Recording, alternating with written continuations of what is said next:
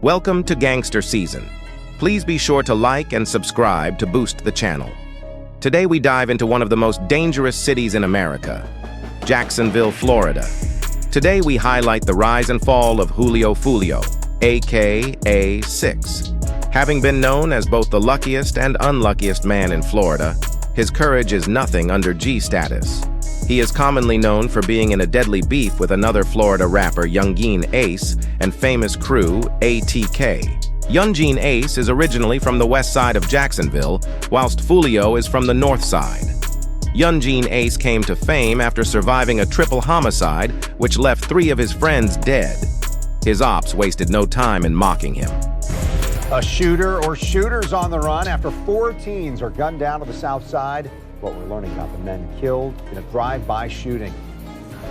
18-year-old Trayvon Bullard, 19-year-old Jacoby Groover, and 18-year-old Royale Smith. They lost their lives late last night. Police say the shooter followed the 3, along with a 4th survivor, from a restaurant at the St. John's Town Center to the Town Center Parkway, then opened fire. Sheriff Mike Williams says this shooting is gang-related, not an accident.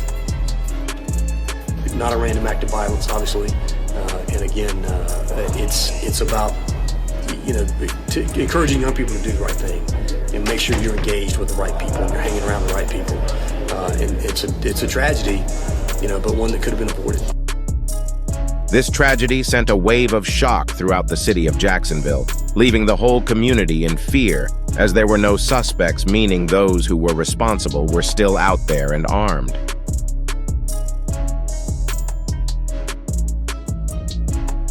Yet it didn't take long for the senseless violence to continue, with his crew furious and swore revenge.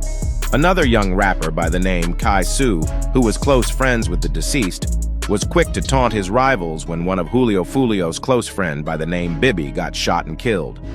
And gunfire erupts inside a Northwest Side apartment complex. It leaves this 16-year-old dead.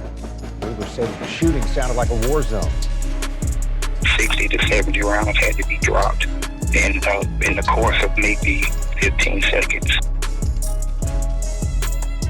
Sky 4 captured the large crime scene outside the Hilltop Village apartment complex off 45th Street just before 3 this afternoon.